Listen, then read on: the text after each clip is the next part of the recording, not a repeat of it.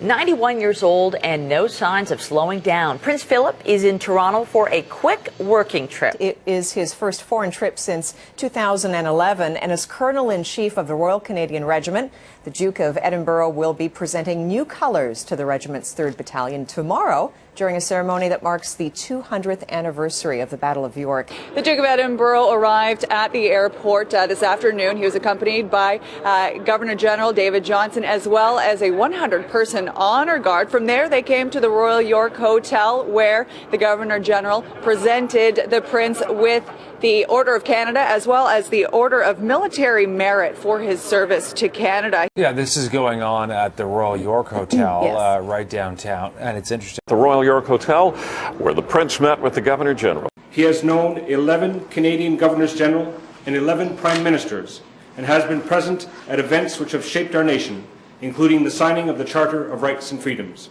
He has long held close ties with Canada's armed forces, which have recognized his service with the unique ranks of Honorary Admiral and General. Through his many visits to Canada, both on his own and with Her Majesty the Queen, he has shown his lasting concern for our country and for Canadians.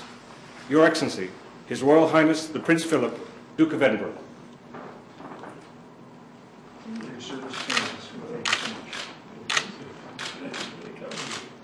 Governor General David Johnston presented the Duke of Edinburgh with the insignias of the Companion of the Order of Canada and the Commander of the Order of Military Merit. Finally, I invite His Royal Highness to sign the registers of the Order of Canada and the Order of Military Merit.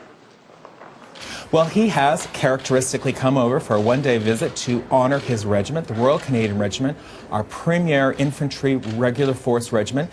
The battalion he is honoring tomorrow was in Afghanistan in 2008. He is giving them their color. Their color is the conscience of the regiment. It lists all of the battles, all of the events the regiment has been in, some of which would have taken lives. So those names on the flag are very, very significant to members of the regiment. Members of the regiment salute that flag going in and out of the building. It needs to be updated from time to time to add new battle honors.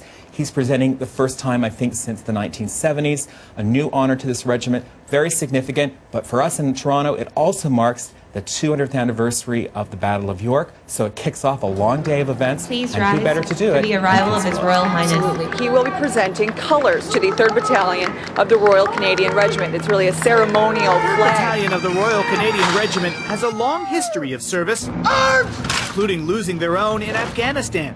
Proud soldiers who look to their regiment's ceremonial flag, "Let fly the colours!" as a symbol of their heritage, a prized possession presented to them by Prince Philip during a visit 40 years ago. Prince Philip's our Colonel-in-Chief for our regiment. A member of the royal family is always filling that role.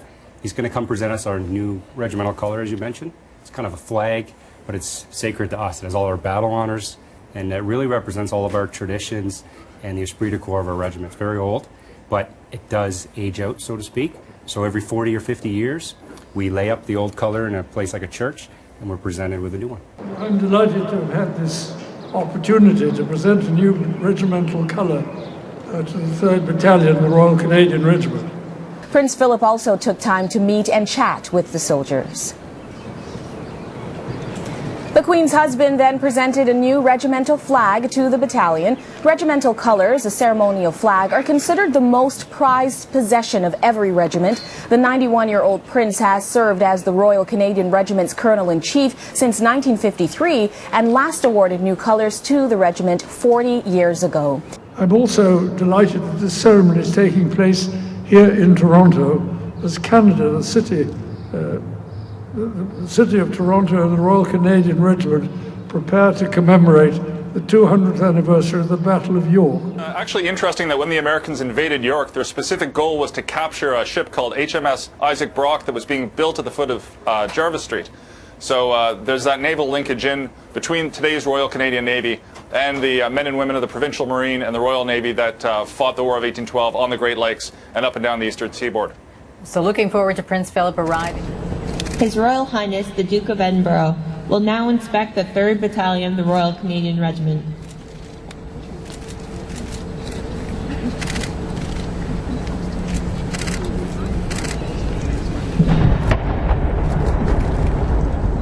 It includes includes the largest military parade since World War II and a special event. 1,700 sailors and soldiers are going to march from Queen's Park, down University, across Richmond, down Bathurst to Old Fort York to commemorate 200 years of service in Toronto.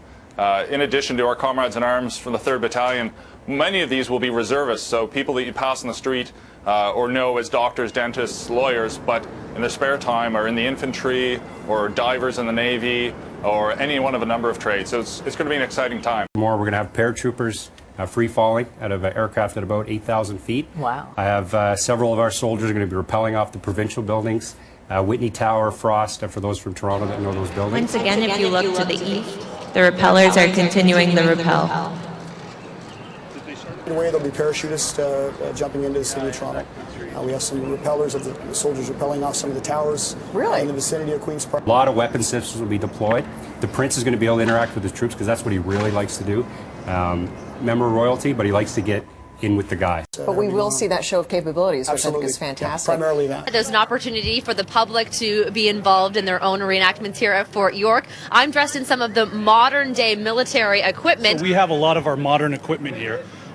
There's various displays. People can try on the equipment. To be a part of anything that's a 200-year anniversary, I think it's something to be so proud of, and Torontonians and Canadians all over should be so proud of today. You can get a chance to go inside the armored vehicle, as some of these kids are getting the chance to do right now. So really a great opportunity for the kids, for the family.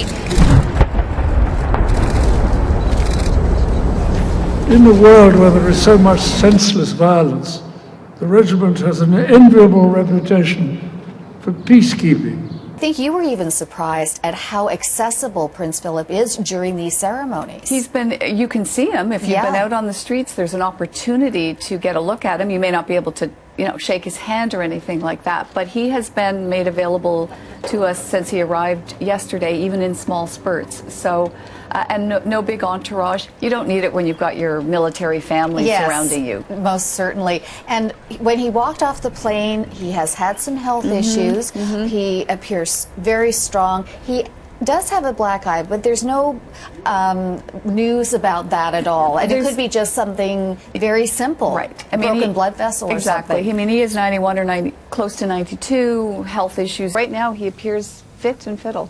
The Duke of Edinburgh had a heart procedure in 2011, followed by a bladder infection. This visit, his first overseas trip since those events. What do you think this would mean to him?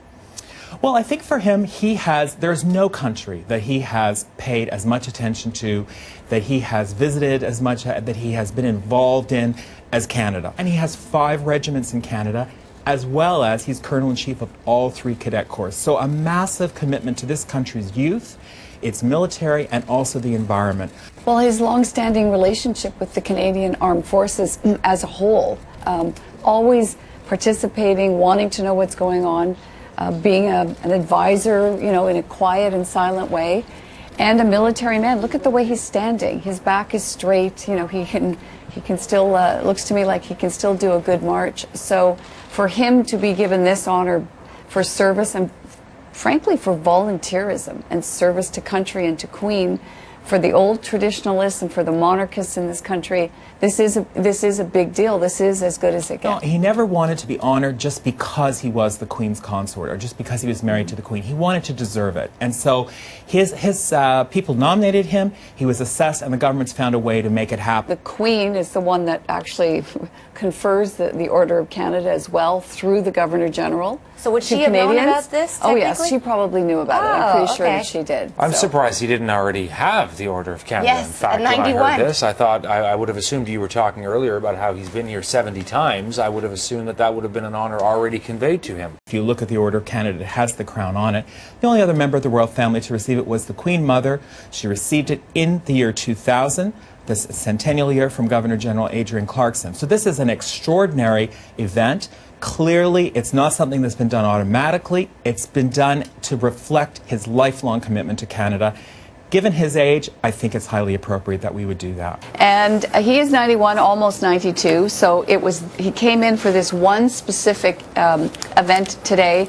The rest of the time will be private for him, and then he will return back home to the United Kingdom. Thank you, sir.